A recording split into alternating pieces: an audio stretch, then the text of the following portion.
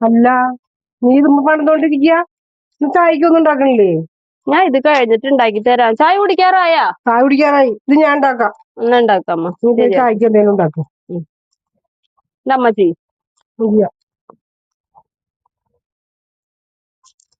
നമ്മൾക്ക് ഇന്ന് സിമ്പിൾ ആയിട്ട് ചായ തിളയ്ക്കുമ്പോഴത്തേക്കും ചായക്കുള്ള കടി ഉണ്ടാക്കിയാലോ? ഇന്ന് നമ്മൾ ഉരുളക്കിഴങ്ങ് വെച്ചിട്ടാണ് ഉണ്ടാക്കാൻ പോണത്. അതിന് വേണ്ടി നമ്മൾ ഒരു ഉരുളക്കിഴങ്ങാണ് എടുത്തേക്കണത്. അത് തൊലിയൊക്കെ കളഞ്ഞെടുത്തു. ഇനി നമുക്ക് അതൊന്ന് ചെറുതായിട്ടൊന്ന് കട്ട് ചെയ്തെടുക്കാൻ. നൈസായിട്ട് കട്ട് ചെയ്തത് ഇതുപോലെ വട്ടത്തിലാണ് എടുത്തേക്കണത് കേട്ടാ.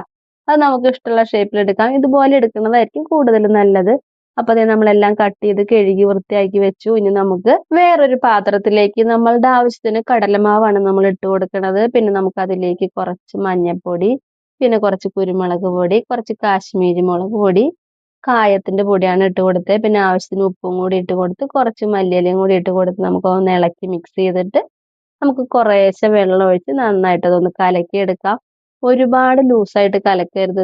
ഈ ഒരു പരുവത്തിനാണ് ട്ടോ നമ്മൾ കലക്കി എടുത്തേക്കണത്. ഇനി നമ്മൾ കട്ട് ചെയ്ത് വെച്ചിട്ടുള്ള ഉരുളക്കിഴങ്ങ് അതിലേക്ക് ഓരോന്ന് ഇട്ട് കൊടുത്ത് അതിൽ മുക്കിയെടുത്ത് നമുക്ക് തിളച്ച വെളിച്ചെണ്ണയിലിട്ട് ഫ്രൈ ചെയ്തെടുക്കാം. അത്യാവശ്യം വലിയൊരു കിഴങ്ങാണെങ്കിൽ നമുക്ക് ഒരു വീട്ടിലേക്ക് ഈ ഒരു കിഴങ്ങ് കൊണ്ട് തന്നെ നമുക്ക് ചായക്ക് കടി ഉണ്ടാക്കാം ട്ടോ. ഒരുപാട് വേണമെന്നുണ്ടെങ്കിൽ അതിനനുസരിച്ച് എടുക്കണം. നമ്മളിപ്പോ ഒരു കിഴങ്ങ് വെച്ചിട്ടാണ് ഈ ചായക്കടി ഉണ്ടാക്കിയേക്കണത്. സിമ്പിൾ ആയിട്ട് നമുക്ക് ചായക്ക് കടിയും ആയി, നല്ല അടിപൊളി വെറൈറ്റി ഡിഷും ആയില്ലേ. ഇപ്പൊ നിങ്ങൾ വിചാരിക്കണ്ടാവും എന്നും ഈ എണ്ണയിൽ പൊരിച്ച പലഹാരം തിന്നിട്ട് ഇവറ്റിക്ക് വയ്യാണ്ടാവുമെന്ന്. അങ്ങനെയൊന്നും ഇല്ലാട്ടോ. നമ്മള് എന്തായാലും കടയിൽ നിന്ന് നമ്മൾ പലഹാരങ്ങൾ മേടിച്ച് തിന്നും. അതിനേക്കാളൊക്കെ നല്ലത് നമ്മുടെ വീട്ടിൽ ഉണ്ടാക്കണത് തന്നെയാണ് കേട്ടാ.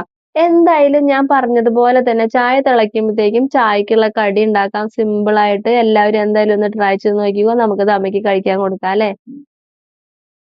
ചായക്ക് കടി ഉണ്ടാക്കാൻ പറഞ്ഞപ്പോ വലിയ വെറൈറ്റിക്ക് ആണല്ലോ ഉണ്ടാക്കി വെച്ചേക്കണേ. ബജ്ജിയോ?